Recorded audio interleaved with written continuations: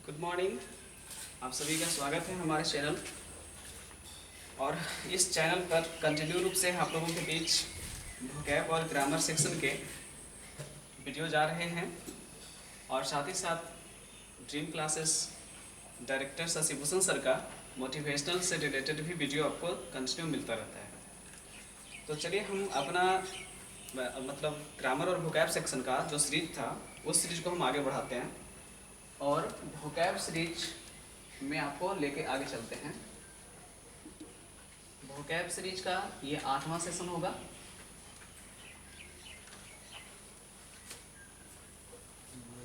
जिसमें आपको personality related word हम बता रहे थे। यहाँ किसी व्यक्ति विशेष के गुण बताने वाले शब्दों का एक श्रृंखला था जो अल्फाबेटिकल ऑर्डर में हम लोग सीखते चल रहे थे। उसी सीरीज में हम लोग आगे बढ़ रहे हैं। चलिए, तो 50 वर्ड आपको मैंने बताया था और अलग बात है कि उस 50 वर्ड के कॉम्बिनेशन में रिलेटेड वर्ड वगैरह ऐड कीजिएगा तो हो सकता है कि 80+ वर्ड आप अब तक सीख गए हों। तो देखिएगा, आज का वर्ड हम लोग शुरू करते हैं आई वर्ड से और वर्ड है आज का इम्पीचुअस। देखिए, नेगेटिव वर्ड है। कई बार होता है कि शब्दों को याद करने के लिए हम दो ग्रुप में बांटने के लिए स्टूडेंट को कहते हैं, पॉजिटिव और निगेटिव। दो श्रेणी में आप बांट सकते हैं।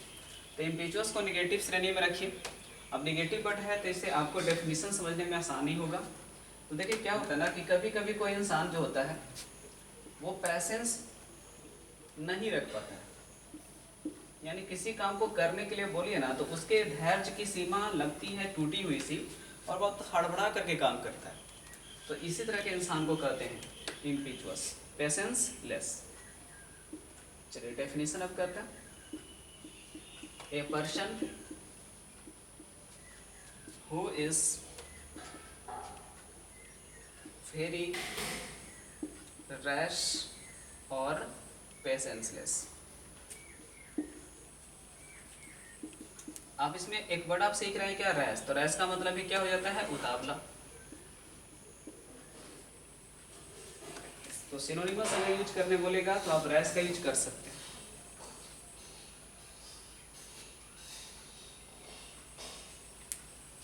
देखिए, अगर किसी ने आपसे मजाक में पूछ दिया कि ठीक है वैसे केस में इसका एंटोनिमस क्या होना चाहिए, क्योंकि सिनोनिमस में तो एक वर्ड कम से कम आपने सीख लिया कि रैश होगा RASH। एंटोनिमस क्या होना चाहिए, तो उतावला का उल्टा होगा संयमशील। ऐसा इंसान जो किसी काम को करने के लिए बहुत ही संयम से काम ले। तो पेशेंस जो नाउन वर्ड था उसी का एडजेक्टिव वर्ड आप लिख सकते हैं और पढ़ेंगे क्या, पैशिएंट।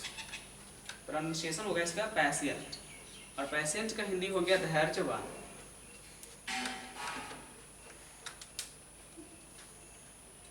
चलिए, 51 आपका हो गया। 52 में आइए।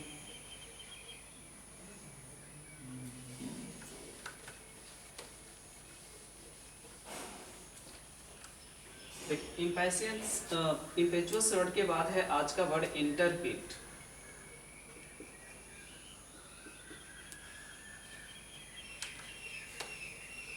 देखिए, इसको समझने के लिए एक आपके पास कॉन्सेप्ट मैं देता हूँ। जैसे अगर आपसे पूछा जाए कि बताइए वो कौन सा एज या क्लास होता है जिसमें आपके अंदर बोल्डनेस बहुत ज़्यादा आना शुरू हो जाता है, मतलब आप बहादुर हो जाते हैं, ना तो किसी से हिचकिचाते हैं ना कुछ। देखिए, एक तो होता है 9-10 का एज जिसमें हम थोड़ा संकोच में होते हैं, और प्लस क्या होता है ना कि 10th की जो फर्स्ट डिग्री होती है, मतलब किसी भी व्यक्ति विशेष का इंडिया में क्वालिफिकेशन मेजरमेंट का सबसे इनिशियल जो होता है बेस वो होता है 10th class.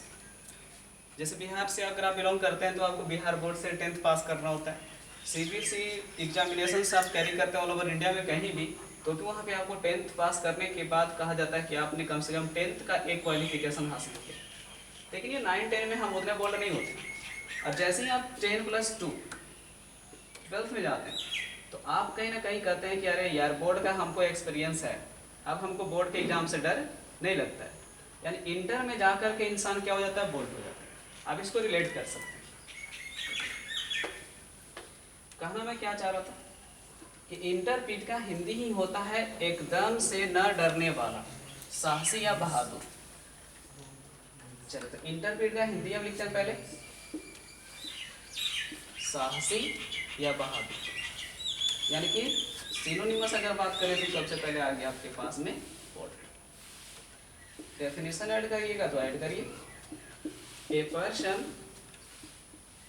Who is bold enough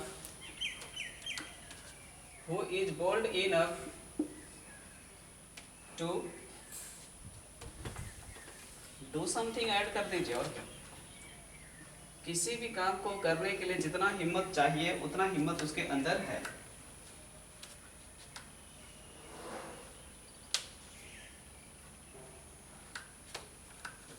चलिए अब हमारे पास हो गया इसका एंटोनिमस। अगर फिर से पूछा सिनोनिमस तो आपने बोल्ड देख ही लिया, तो एकदम सिंपल सा वर्ड होता है, टिमिड आप यूज कर सकते हो। और लगेगा भी कि इंटरपीड में लास्ट में आईडी था, उसी सेंस में याद कर गए टिमिड। ठीक है, बाकी आप साई वगैरह का भी यूज करिएगा तो चलेगा, क्योंकि शर्मीला जो इंसान होता है वो कहीं ना कहीं बोल्ड नहीं ही होता है, तभी उस शर्म की वजह से किसी से बातें कर नहीं पा रहा है। चलिए हो गया। आज का तीसरा वर्ड हम लोग शुरू करते हैं। अब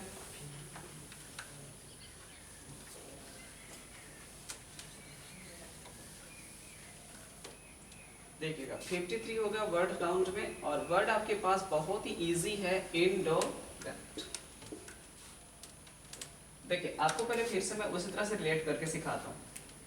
जैसे पर्सनालिटी क्वालिटी का ये वर्ड है, तो व्यक्ति के गुण का जो चर्चा होगा, आपने पढ़ा होगा कि भारत के जो वर्कर होते हैं या इंडिया के जो लोग होते हैं वो इंडस्ट्रियस होते हैं।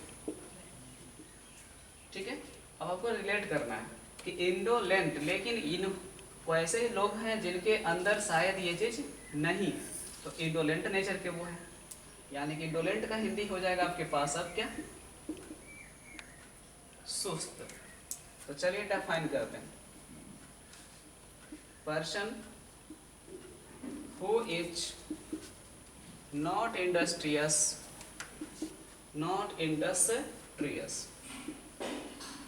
ऐसा इंसान जो कि मेहनती नहीं है। अब यहाँ से पहले सिनोनिमस का थोड़ा सा स्टोरेज ले लीजिए। आप समझ ही गए होंगे कि सिंपल वर्ड आपके पास में हो जाएगा क्या, लेजी। एकदम सिंपल वर्ड। लेजी का मतलब हो जाता है सुस्त। अब एंटोनिमस की बात अगर आप करते हैं तो इजी वर्ड में इंडस्ट्रियस हो गया आपके पास, क्योंकि नॉट इंडस्ट्रियस डेफिनेशन में था, तो एंटो में इंडस्ट्रियस हो जाएगा। लेबोरियस वर्ड एकदम सिंपल है, आप लेबोरियस वर्ड भी यूज कर सकते हैं। एसिडिवस का वर्ड भी आप लगा सकते हैं, क्योंकि एसिडिवस वर्ड का मतलब भी होता है मेहनती। और इन तीनों शब्दों के साथ प्रीपोजिशन कॉमन लगा सकते हैं, तो क्या होता है, इन डूइंग समथिंग, किसी काम को करने के मामले में, तो प्रीपोजिशन कॉमन है इन।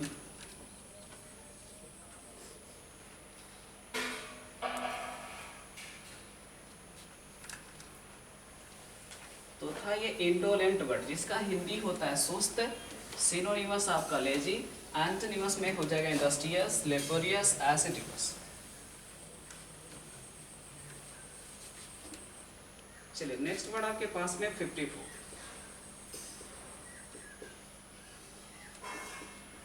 इम्प्रेग्नेबल। इम्प्रेग्नेबल, देखिए थोड़ा सा समझने पर हम लोगों को एक वर्ड मिलता है इसमें बीच में, प्रेग्नेंट वर्ड से रिलेटेड, प्रेगनेंसी वर्ड से related.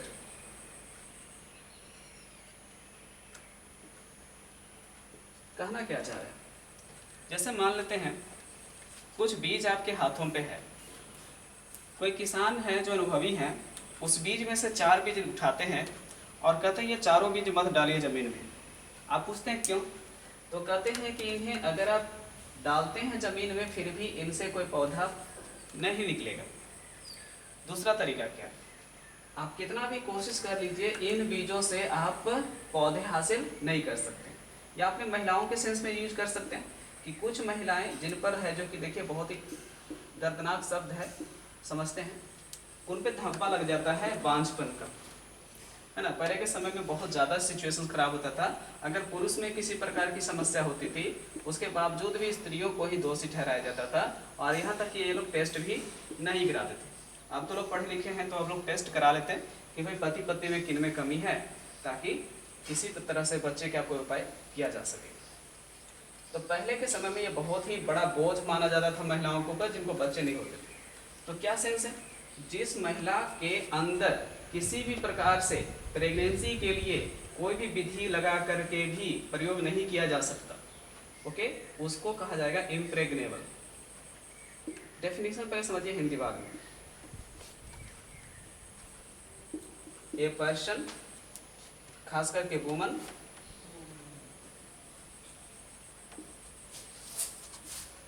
To whom we can't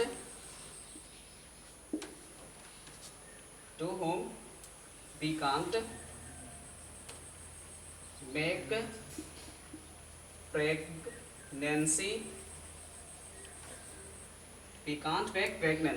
मतलब कि महिला ऐसी जिनके कभी भी बच्चे होने की संभावना बहुत ही कम है। दूसरा तरीका क्या होता है ना कि इस डेफिनेशन को आज के समय में एकदम शॉर्ट यूज किया जाता है ऐसे, where we can't enter। जैसे आदमी का मन ही मान लीजिए, कोई आदमी क्या सोच रहा है हमें पता नहीं चलेगा क्योंकि हम उसके मन में झांक नहीं सकते हैं। तो आप सिंपल डेफिनेशन वो भी कर सकते हैं, where we can't enter, ठीक है। तो आप यहाँ से भी याद रख सकते हैं। साइंस का यही है, बाकी ये कॉमन डेफिनेशन है।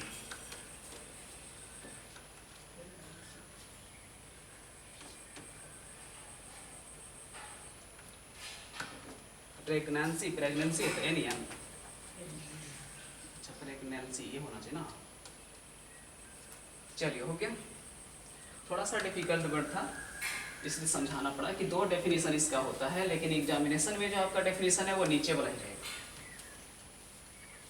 और हिंदी अभेद्य लिख सकते हैं। चलिए नेक्स्ट वर्ड आज का शुरू करते हैं।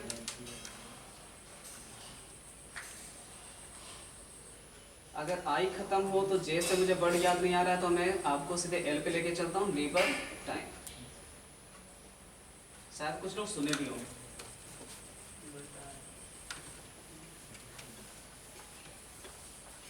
देखिए अब लीवर टाइम नहीं सुने हैं तो मैं कहूँगा कि अगर आप फुटबॉल पसंद करते हैं तो आपको लिवरपूल के बारे में जानकारी हो, है ना, क्लब है। अब देखिए लीवर का मतलब है क्या, हम समझने का कोशिश करते हैं पहले और उसके बाद समझिए। मान लेते हैं लीवर वर्ड को रिलेट कर लीजिए लेबर वर्ड से, जिनके लाइफ का कोई खास मकसद हम लोगों को समझ में नहीं आता है। कैसे, अगर आप एक मजदूर की ज़िंदगी देखिए तो सीधे वो सुबह से लेकर शाम तक अपने मालिक के यहाँ काम करता है और उसके बाद बस उसको दिहाड़ी मिल गया, खाना खाया, सोया, फिर सुबह में काम करता है। मतलब उसकी ज़िंदगी का कुछ खास लक्ष्य समझ में नहीं आ पाता है। अलग बात है कि उनके बच्चे भी कुछ करते हैं लाइफ में आगे। तो मैं कहना क्या चाह रहा हूँ, एक ऐसा आदमी जैसे लेबर हो जिसके जीवन का कोई खास लक्ष्य नहीं हो, यानी वो समाज कल्याण के हित में कोई काम नहीं कर रहा, इमोरल लाइफ जी रहा है, उस इंसान को हम कर सकते हैं लीवर टाइम। चलिए definition, a person who lives a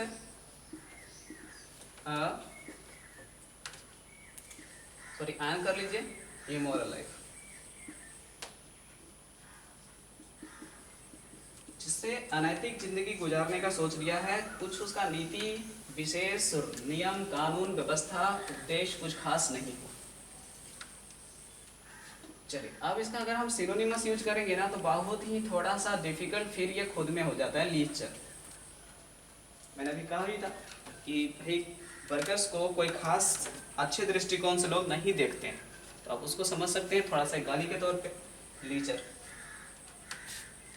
चलिए अब एंटोनिमस से इसका यूज करिएगा तो क्या होगा, मॉडेस्ट हो जाएगा या मोरलिस्टिक हो जाएगा, मोरलिस्टिक।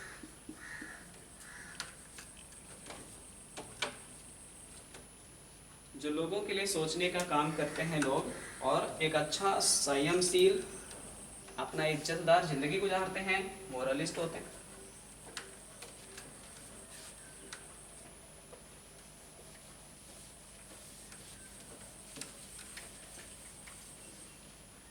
चलिए 55 हो गया है तो 56 में आइए और वर्ड आपके पास है मार्टायर।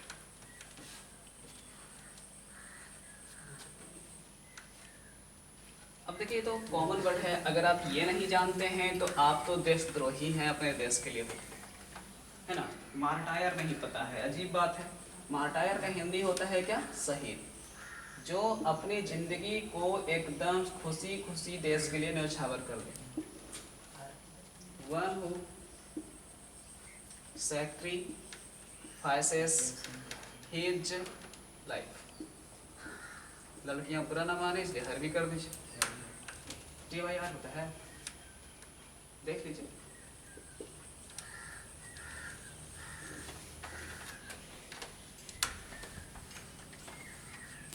जो इंसान अपना जिंदगी न्यौछावर कर देता है उसे हम मार्टायर करते हैं। देखिए अब रिलेटेड वर्ड में अगर आपको पता होना तो ठीक है, नहीं तो जान लीजिए। पैट्रियोट होता है। अब पैट्रियोट का हिंदी पहले होता है स्टूडेंट क्या? देशभक्त। ये होता है डेफिनेशन में ना कि ये सिर्फ अपने देश के लिए समर्पित है।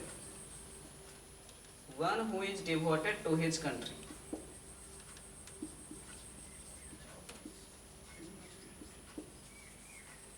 ठीक है, ये अपने देश के लिए समर्पित होते हैं तो ये पैट्रियोट होता है, ये हम सब हैं। लेकिन मार्टायर के लिए आसान जिंदगी नहीं होती है, उसे हमेशा अपने देश के लिए अपनी जान को एकदम हथेली पर लेके चलना होता है। जब धरती माँ को पुकार आएगा वो अपने धरती माँ के आंचल में खो जाएगा हमेशा के लिए। चलिए रिलेटेड वर्ड में इसको ए नंबर अगर आप देते हैं तो दूसरा आपके पास में है एक्सपैट्रिएट।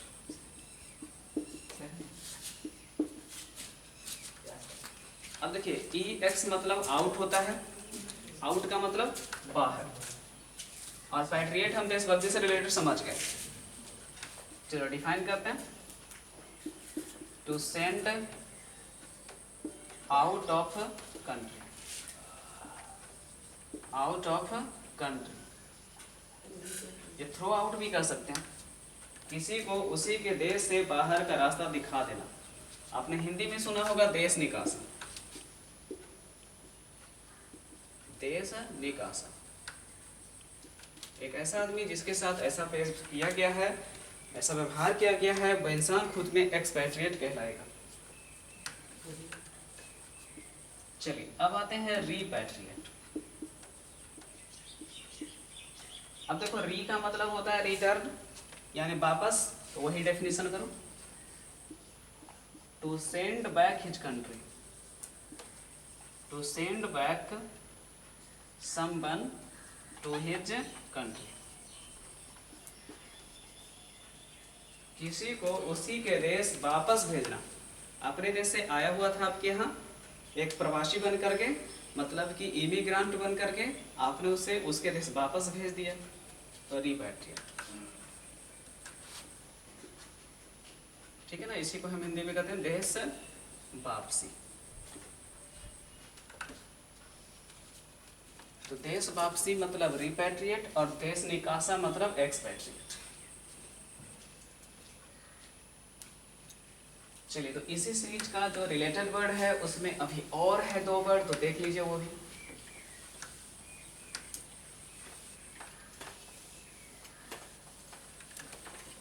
आपने सुना होगा रिफ्यूजी वर्ड एक होता है,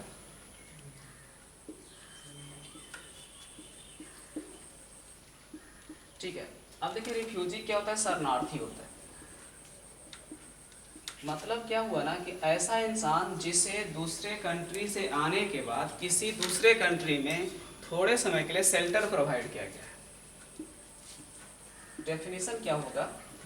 ए person to whom a country provides shelter, provides shelter।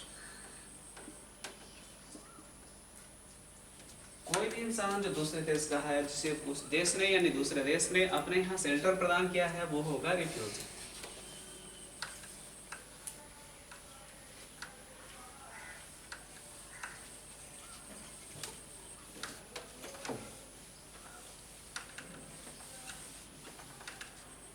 चलिए एक शब्द और लास्ट में आपको मैंने पढ़ा दिया है, काफी बार मैंने इसको कराया भी है, चौथे लेसन।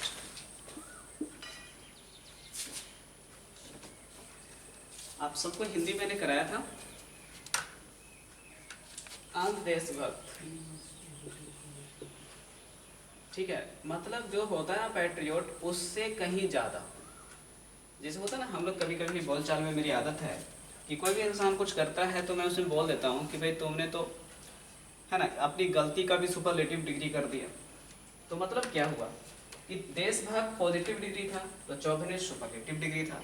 देशभक्त होना ठीक है, लेकिन चौभनिष्ठ होना ठीक नहीं, या है भी कुछ मामलों में। जैसे रॉ एजेंट होते हैं, तो रॉ एजेंट अगर मुंह खोल देंगे 3rd डिग्री टॉर्चर पाके, तो सोचे हमारे देश का जितना भी सुरक्षा व्यवस्था है कितना चरमरा जाएगा। इसलिए वो एकदम अंधदेशभक्त होते हैं, कितना भी पीट दो, कुछ कर दो, मार दो, कुछ भी कर दो, नहीं बताने जा रहे। One who is too much devoted to his country, वह इंसान जो अपने देश के लिए बहुत ही ज्यादा समर्पणशील होता है।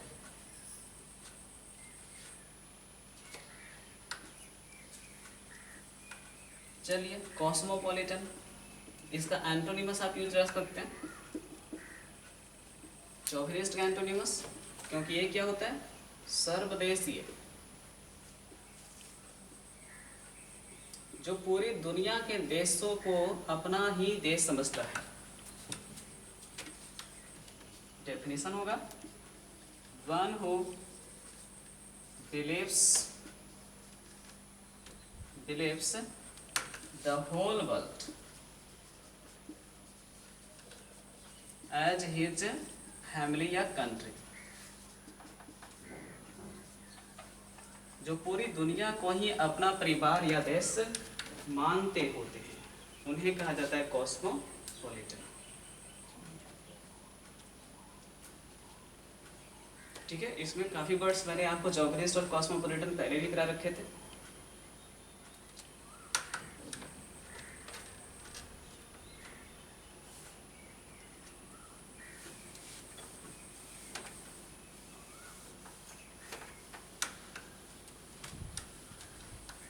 चलिए, अब आइए नेक्स्ट वर्ड राउंड पे।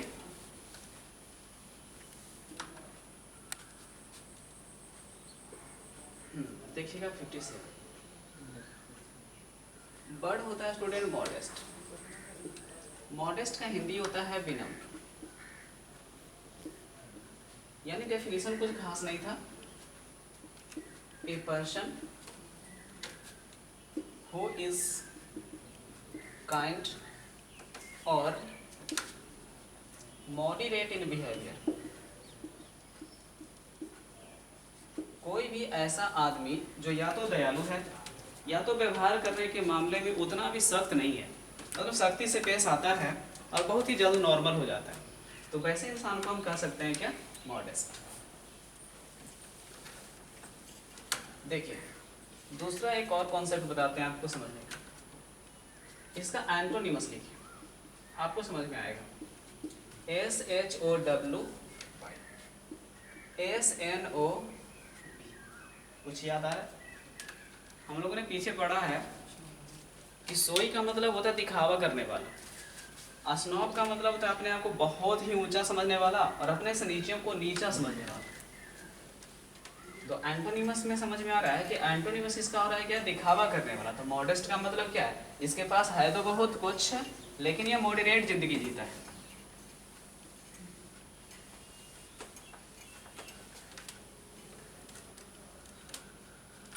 चलिए, 57 का ये वर्ड था, काफी अच्छा वर्ड है, हर इंसान को कोशिश करना चाहिए मॉडेस्ट लाइफ जीने का।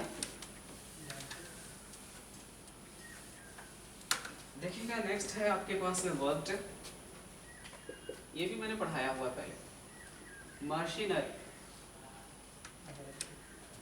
ठीक है, मैंने कहा था कि इसका रिलेशन क्या, जैसे रिलेट कर लेना मनी से। एक ऐसा आदमी जो पैसों के लिए काम करता है ना, और हम लोगों ने इसको पढ़ा था भाड़े का तत्व।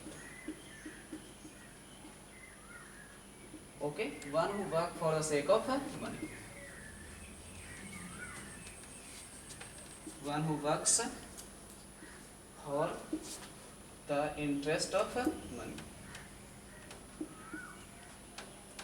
जिसके पैसे में इंटरेस्ट है ना कि आपके काम में, है ना, बस उसे ये पता है कि आपका काम कर देगा तभी आप उसे पैसे दीजिएगा, इसलिए उस काम को अच्छे से करते हैं।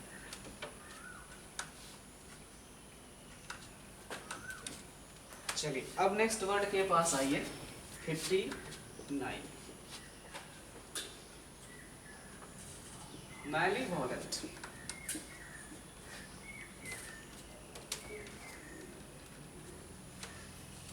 अब देखिए कुछ लोग समझेंगे कि ये तो मेल से रिलेटेड है, ऐसा कुछ नहीं है। इसको हम लोग सीधा समझते हैं ना कि ये मान के मैल से रिलेटेड है, ठीक है ना। लाइफ बॉय से साबुन से धो जाता है ना, लेकिन आपके तन का जो मन का मैल है वो नहीं होता। तो मैलीवोलेंट वो नेचर के लोग होते हैं जिनके दिल और दिमाग में हमेशा दूसरों के लिए बुराई चलता रहता है। समझ गए? तो डिफाइन करते हैं, one who thinks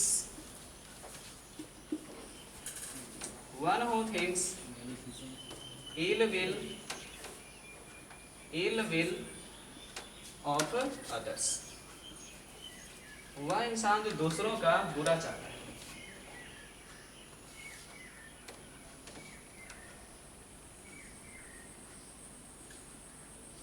चलिए अब देखिए आपको सिनोनिमस बताते हैं। दूसरों का बुरा सोचने वाले को हम सीधे क्या कर सकते हैं, इल मैनियक। इल मतलब बुराई, मैनिया का मतलब लत, गलत लत, जिसको दूसरों की बुराई करने की लत सी लग गई है। अब देखो इसी को हम लोग क्या कह सकते हैं, सिनिक।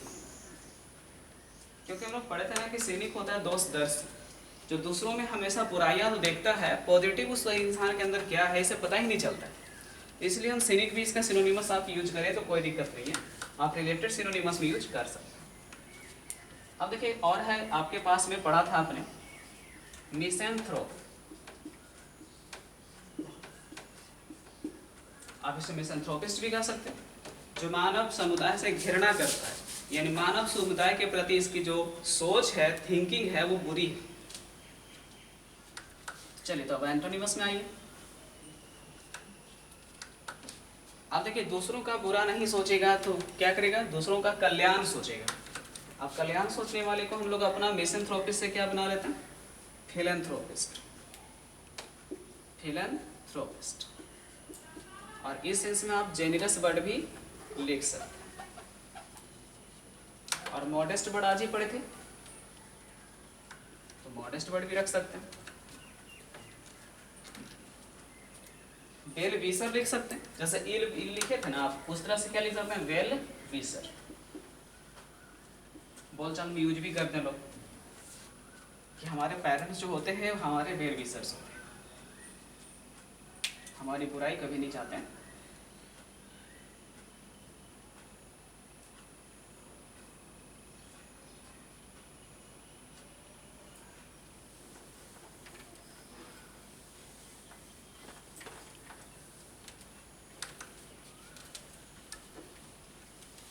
चलिए तो ये था मैलीवोलेंट का काफ़ी अच्छा कॉम्बिनेशन। एक वर्ड और सिखाते हैं, फिर आपको एमओडी पे लेके चलते हैं, और 2 क्वेश्चन फिर हमको देना होता है आपको अलग से भी ना। तो चलिए 60 वर्ड।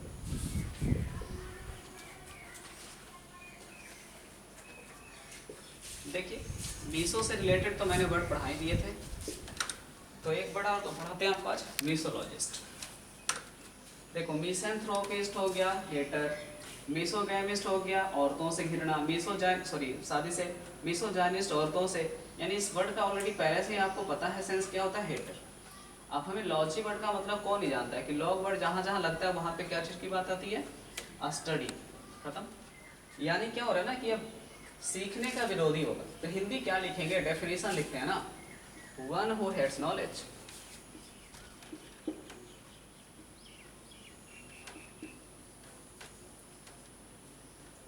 जिस इंसान को नॉलेज से ही घिरना, बड़ा अजीब लगेगा कि ऐसा कौन इंसान हो सकता है। आप देखिए क्या हुआ, हो सकता है ए कुछ ऐसा जानता है जो बी नहीं जानता है, तो अब इसको घिरना होगा ना इस आदमी से, तो आदमी से घिरना नहीं है, इसके नॉलेज से घिरना हुआ।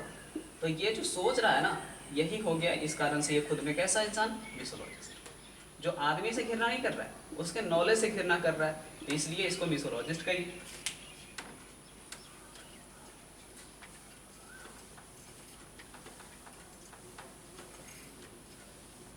एग्जाम्पल दें, अगर आपने देखा हो गर्व, गर्व देखने की चीज है क्योंकि मूवी है, ठीक है, तो गर्व जो मूवी है ये आपका, समझ गए किसका है? सलमान खान का।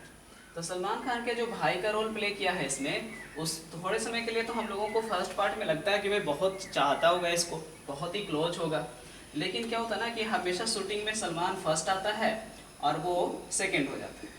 तो अब इसे धीरे धीरे क्या होता है, लगता है ना इसके पास जो टैलेंट है, इस टैलेंट से ईर्ष्या होने लगती है, और यही कहला सकता है कि ये जो रोल प्ले किया था इसने, वो कैसा इंसान का रोल प्ले किया था? मिसोलॉजिस्ट का।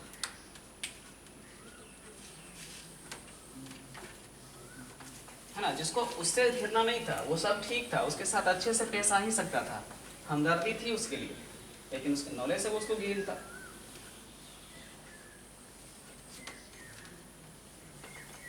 चलिए अब आते हैं, आपको एमओडी सीरीज में लेके चलते हैं।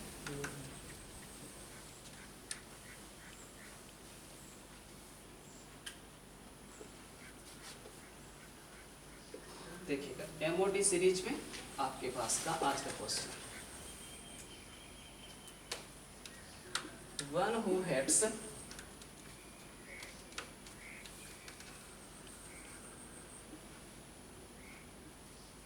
वोमेन,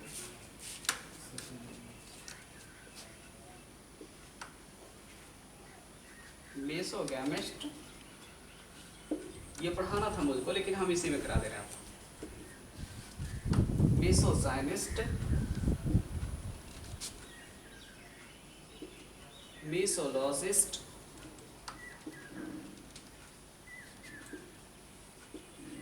मिसैंथ्रोप,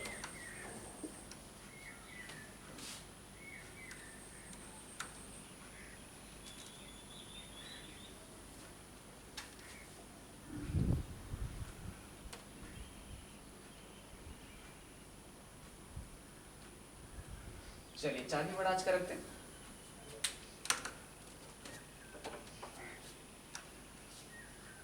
देखिए आंसर हमें तो लगता है सारे स्टूडेंट का बी ही आना चाहिए, क्योंकि सबको याद ही था कि मिसोगैमिस्ट का मतलब होता है नारी द्वेषी नहीं, शादी से घृणा करने वाला, ठीक है ना, वन हु हेट्स मैरिज, है ना, जो खुद भी शादी नहीं करेगा और दूसरों को भी लंबा लंबा लेक्चर देगा कि क्यों नहीं करना चाहिए। तो क्लियर हो रहा है कि एमओडी सीरीज का ये जो वर्ड है, इसमें 4 ऑप्शंस में हमें लगभग सारे वर्ड पता है। मिसोलॉजिस्ट आपने आज ही स्टडी किया है स्टूडेंट, जिसे नॉलेज से घिरना होता है, तो चलो ये आज ही मैंने पढ़ा था, इसलिए मैं इसको तो आंसर मारने वाला नहीं था। अब लास्ट में है मिसैंथ्रोप, जो कि आप सबको पहले से ही पता है, जो मानव से घिरना करता, one who hates human beings, ठीक ना, जिसे मानव से ही है जो कि घृणा, उसे कहते हैं हम लोग मिसैंथ्रोप। तो आप लोग भी क्या कर सकते हैं ना कि जैसे जितना भी मैंने अभी तक वोकैब सेक्शन दिया है, उस वोकैब सेशन में जितने भी वर्ड आपको लगते हैं एक जैसा, उन सभी के लिए एक क्वेश्चन क्रिएट कीजिए और वो सारे ऑप्शन एक जगह लिख दीजिए बस, और एक एक लाइन छोड़ छोड़ के लिखिए, डिफिनेशन लिखिए, उसका साइनो अर्थ है तो साइनो लिखिए, अपने आप ही एमओडी आपके पास हो जाएगा, मीनिंग ऑफ द डे खुद ही क्रिएट कर सकते हैं। चलिए अगर एमओडी सीरीज आपका ठीक ठाक समझ में आया, तो अब हम लोग करते हैं कमेंट बॉक्स में आपके आंसर का रिप्लाई देने के लिए हमारे पास कुछ होना चाहिए ना। तो चलिए एक क्वेश्चन नहीं 2 क्वेश्चन फिर से, टेस्ट योरसेल्फ, आज जो चीज़ें सीखी हैं हमने उससे से रिलेटेड कुछ क्वेश्चन देते हैं।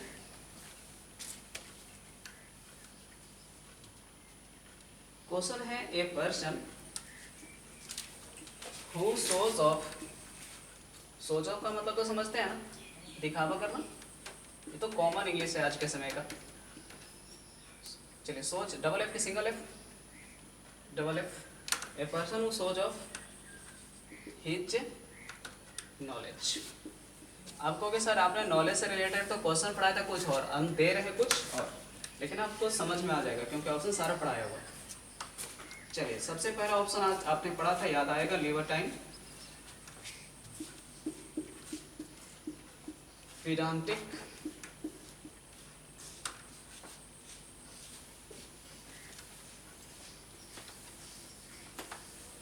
तीसरा चौथा ऑप्शन का इंतजार कीजिए, दे रहे हैं।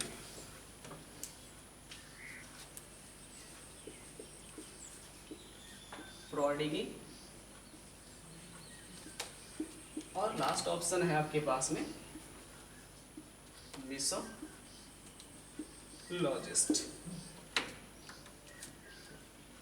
चलिए एक क्वेश्चन आपको आज फिल इन द ब्लैंक्स से दे रहे हैं। माई फ्रेंड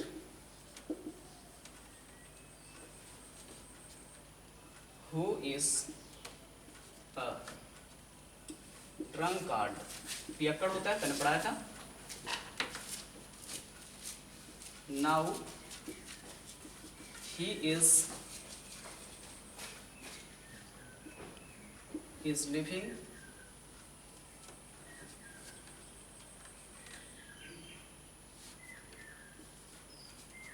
ब्लैंक स्पेस है लाइफ।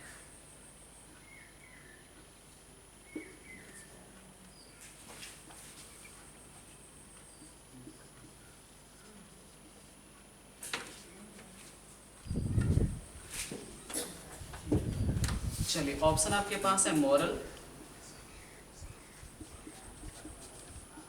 इमोरल, बस दो ही ऑप्शन। आप समझ जाइएगा, बहुत इजी क्वेश्चन है, बस मजाक किया गया आपके साथ कि कमेंट सेक्शन में लिखवाने के लिए कुछ भी आपसे लिखवा सकते नहीं। तो चलिए ठीक है, आज का सेशन जो था वोकैब 08 का यहीं तक था। अगले वीडियो के लिए इंतजार कीजिए और ज़्यादा से ज़्यादा स्टूडेंट की भी शेयर कीजिए। ओके।